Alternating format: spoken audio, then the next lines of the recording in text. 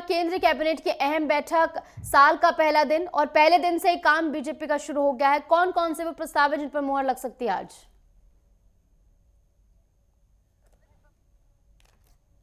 Issue Bharatiya Janata party और अगर प्रधानमंत्री नरेंद्र मोदी की अगर कार्यप्रणाली को देखें तो स्वाभाविक तौर पर वो हर समय काम के मूड में होते हैं। और आज 2025 का पहला दिन है नए साल का, अगर कैलेंडर के हिसाब से हम लोग लें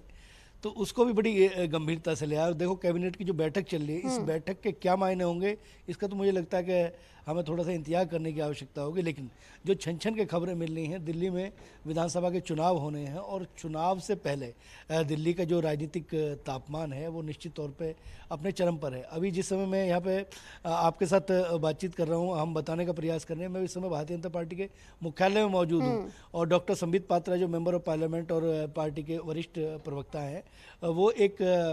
पत्रकार वार्ता को संबोधित करने का उनका समय था, लेकिन थोड़ा सा उसे डिले किया गया क्योंकि हो सकता है कि कैबिनेट के कुछ फैसले जो है वो लिए जाएं। लेकिन राजनीतिक पंडित और जो संभावनाएं जो व्यक्त की जा रही हैं, क्योंकि दिल्ली में विधानसभा के चुनाव हैं और चुनावों से लेके अगर बात करें तो देश की राजधानी है और दिल जो है वो कहीं ना कहीं दिल्ली में बसता है। हालांकि प्रधानमंत्री नरेंद्र मोदी और उनकी जो सरकार है वो अंतिम पायदान पर खड़े हुए व्यक्ति के हितों का पूरा ख्याल रखने के लिए तमाम तरह की जो योजनाएं हैं वो चले आ रही है। लेकिन सूत्रों के हवाले से जो जानकारी मिली है, एक कार्यक्रम प्रस्तावित है, अगला अभी समय तो उसका खैर निर्धारित नहीं है, लेकिन 1000 से ज़्यादा जो झुग्गी बस्तियों में जो लोग रहते हैं ऐसे लोगों का सर्वे किया गया है और प्रधानमंत्री आवास योजना के तहत उनके फ्लैटों की चाबी देने का एक योजना है। ये एक बड़ा वो है और एक इस फैसले को इस तरीके से माना जा रहा है और सरकार कहीं ना कहीं एक संदेश देना चाहती है कि वो हर व्यक्ति के बारे में जो गरीबी रेखा के नीचे जीवन यापन करने वाला व्यक्ति है उसके हितों के लिए भी तमाम जो योजनाएं हैं उनमें उनकी भी भागीदारी बनती है। इस समय प्रधानमंत्री की जो तमाम जो योजनाएं हैं, अब ये कैबिनेट की जो बैठक है, ये बैठक बिल्कुल अंतिम चरण में बताई जा रही है और इसमें क्या फैसले होते हैं मुझे लगता है इसका थोड़ा सा इंतजार करने की आवश्यकता है।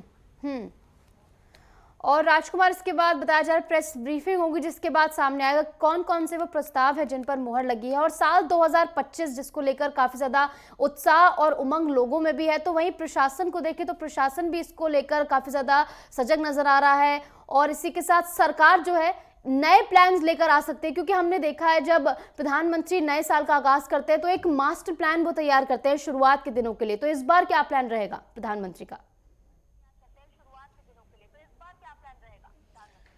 देखिए, यदि पिछले अगर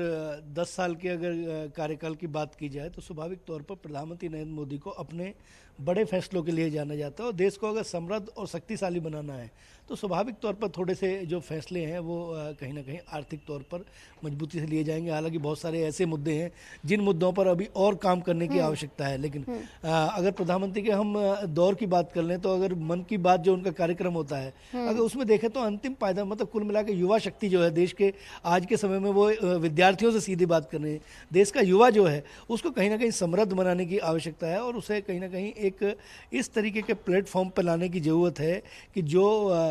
21वीं सदी में लोग जी रहे हैं। क्योंकि आज देश जो है वो कहीं ना कहीं बहुत तरक्की की तरफ है और हमें अपने जो